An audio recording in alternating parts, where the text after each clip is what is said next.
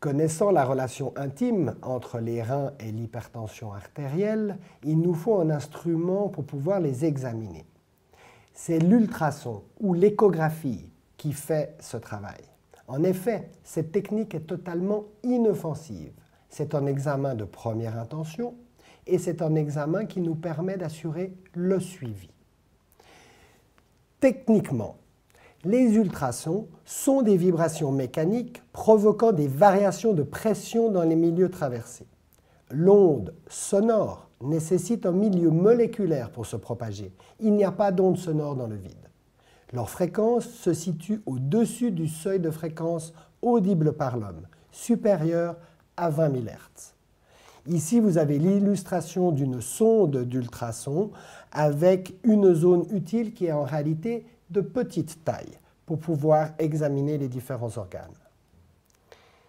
Ici, vous avez une illustration de la manière dont les ultrasons sont émis et ensuite, au niveau des interfaces tissulaires, comment leur écho est généré et redirigé vers la sonde.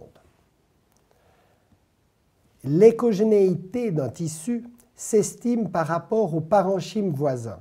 Elle permet d'apprécier les réactions des tissus vis-à-vis des ultrasons.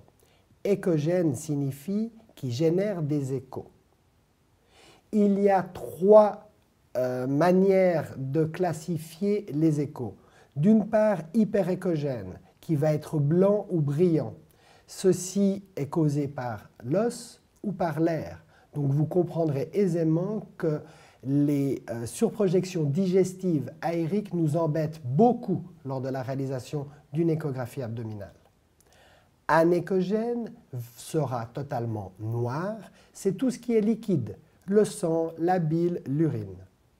Et échogène, donc toute la gamme des gris, sera faite par les organes pleins, comme les reins, le foie, la rate. Le phénomène de l'écho-Doppler. Le phénomène Doppler a été décrit en 1843 par un physicien nommé Christian Doppler. Tout phénomène périodique propagé est perçu par le récepteur à une fréquence de réception différente de sa fréquence d'émission lorsqu'il existe un déplacement relatif entre l'émetteur et le récepteur.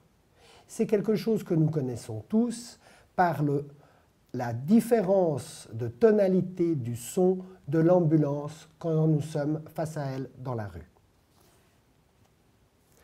Ici, vous avez une illustration de la manière dont est utilisé en médecine l'effet Doppler, avec la sonde d'ultrason qui est émettrice et réceptrice, et le sang qui est mobile en dessous.